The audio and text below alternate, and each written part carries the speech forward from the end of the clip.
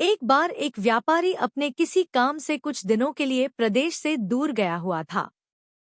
जब वह अपना काम खत्म करके घर पहुंचा, तो देखता है कि उसकी पूरी तिजोरी खाली है। उसकी मेहनत की सारी कमाई चोरी हो चुकी है। व्यापारी घबरा गया और उसने अपने घर के सारे नौकरों को बुलाया। व्यापारी के घर में कुल 5 नौकर थे।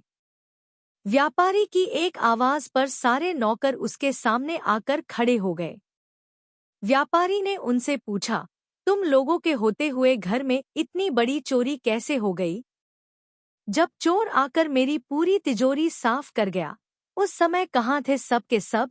एक नौकर ने जवाब दिया, हमें नहीं पता ये चोरी कब हुई मालिक। हम सो रहे थे। उसकी यह बात सुनकर व्यापारी गुस्से से आग बबूला हो उठा और बोला, मुझे तो लगता है कि तुम 5 में से किसी एक ने ही चोरी की है। तुम्हारा हिसाब अब बादशाह अकबर ही करेंगे। यह कहता हुआ वो महल की ओर चल पड़ा। बादशाह अकबर अपने दरबार में बैठकर जनता की समस्या सुन रहे थे कि तभी व्यापारी वहां पहुंच गया। व्यापारी ने कहा, न्याय हुजूर, न्याय, मेरी समस्या को दूर करें। बादशाह ने पूछा, क्या हुआ? कौन हो तुम और क्या है तुम्हारी समस्या? व्यापारी बोला, मैं आप ही के राज्य में रहने वाला एक व्यापारी हूँ।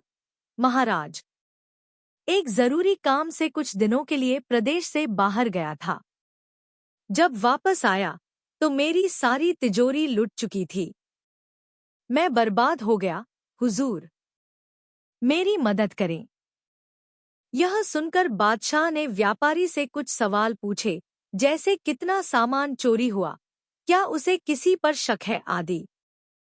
सवालों के जवाब मिलने के बाद अकबर ने व्यापारी का मामला बीरबल को सौंप दिया और कहा कि असली चोर को पकड़ने में बीरबल उसकी मदद करेंगे। अगले दिन बीरबल व्यापारी के घर पहुंचे।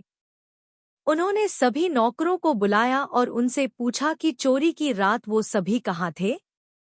सभी ने कहा कि वो व्यापारी के घर में ही रहते हैं और उस रात भी व्यापारी के घर में ही सो रहे थे।